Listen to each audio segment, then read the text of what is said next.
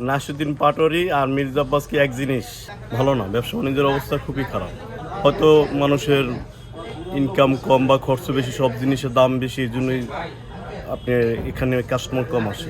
5ই আগস্টের পর বেসিংয়ের অবস্থা খুবই খারাপ, কাস্টমার নেই বলতে গেলেই চলে। এর থেকে আগে টুকটাক ভালো ছিল, কিন্তু এখন বেশি খারাপ হচ্ছে, হয়তো নির্বাচনের জন্য হতে পারে। আমরা অবশ্যই বিএনপিকে বেছে নিব, বিএনপির আশপাশে তো কেউ নেই। অবশ্যই ওনারা ভালো দল, ভালো লোক আছে, ওদের কাছে ভোট দিলে দেশে উন্নয়ন হবে, এই জন্য ওকে ভোট দিব। মির্জা আব্বাসকে, মির্জা আব্বাসের অনেক সাইড ভালো আছে।